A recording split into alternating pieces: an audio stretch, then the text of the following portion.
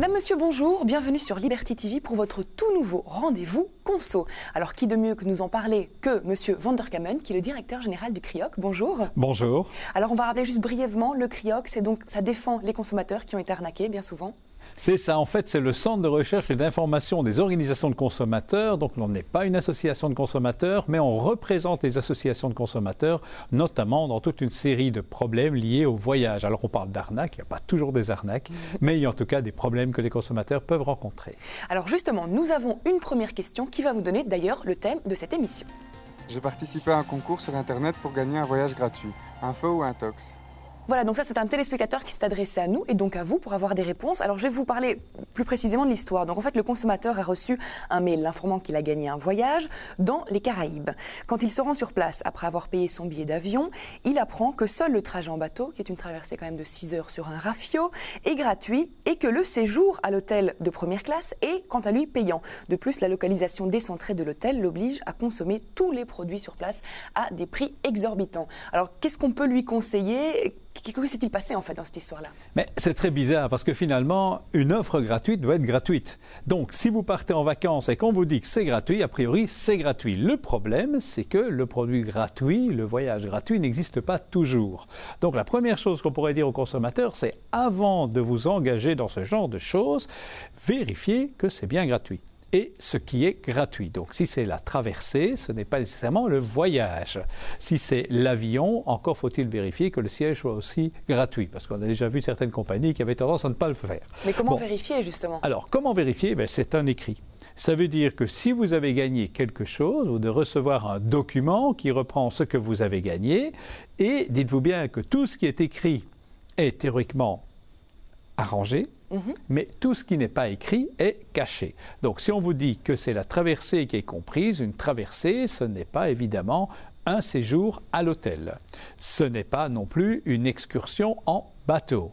Donc, traversée donne généralement l'impression que c'est d'un point à un autre, c'est quelque chose de beaucoup plus limité. Donc, premier conseil de dire, lisez bien les conditions. Deuxième chose qu'on devrait dire aussi, c'est vérifier si vous avez bien compris, parce que quelquefois, il peut y avoir des mots techniques. Des mots techniques pas compréhensibles par le consommateur, des conditions générales de vente pas claires, et donc n'hésitez pas à poser des questions avant de vous engager. Oui, parce qu'une fois qu'on est sur place, après on ne peut plus râler. Oui, par exemple, c'est très difficile, si on parle de time-sharing, vous n'avez jamais entendu cette expression, vous dire ce que c'est. Alors le principe est le suivant, c'est quand c'est gratuit, vous proposez par exemple d'assister à une courte démonstration gratuite. Moi j'en ai vu des courtes démonstrations gratuites de 3 heures, donc la réponse de la courte pose quand même pas mal de questions. Et en fait, on s'arrange pour que vous soyez dans un endroit seul, où vous n'avez plus qu'une solution pour quitter, c'est de signer un bon de commande. Donc vous voyez, c'est peut-être un voyage gratuit, mais vous devez payer l'hôtel ou, mieux que ça, vous devez aussi vous engager pour acheter un autre produit. Ce n'est toujours pas gratuit. Voilà, et donc une fois qu'on est sur place, on ne sait plus faire marche arrière, on ne sait pas faire valoir ses droits. Tout à fait. Parce que le consommateur n'a rien signé, il ne s'est pas engagé, il est juste parti sur place. Non, mais le problème, c'est que le vendeur lui a offert quelque chose. Donc, le vendeur lui a offert, le consommateur, en démarrant, en prenant par exemple l'avion, en prenant le bateau, etc., en fait, il s'est engagé sans s'engager. C'est-à-dire qu'il ne faut pas nécessairement un écrit, il ne faut pas nécessairement une signature. Si vous manifestez votre intérêt et qu'on peut prouver que vous l'avez manifesté, par exemple en montant dans le bateau ou dans l'avion, c'est comme si vous aviez signé cette convention, que vous êtes d'accord. Alors c'est une technique qui est de plus en plus répandue, qui s'appelle le pied dans la porte en fait. Exactement. En fait, le pied dans la porte, c'est très simple. Vous savez, quand vous mettez votre pied dans une porte, c'est pour éviter qu'elle ne se referme. Mais c'est la même chose. Alors, le pied dans la porte, c'est très simple. Vous allez proposer au consommateur de répondre à une requête très simple, très facile. Bon, ici, par exemple, voulez-vous gagner un voyage? Tout le monde va dire oui.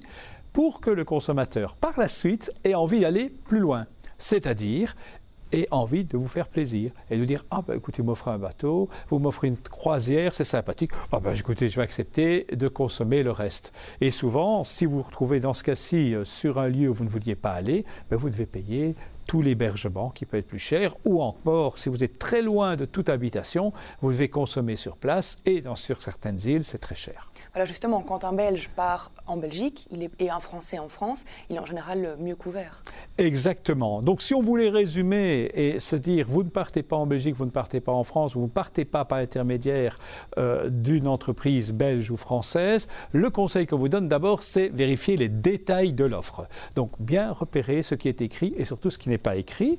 La deuxième chose, c'est vérifier si vous avez eu des conditions précises, s'il y a un accord qui vous a été envoyé.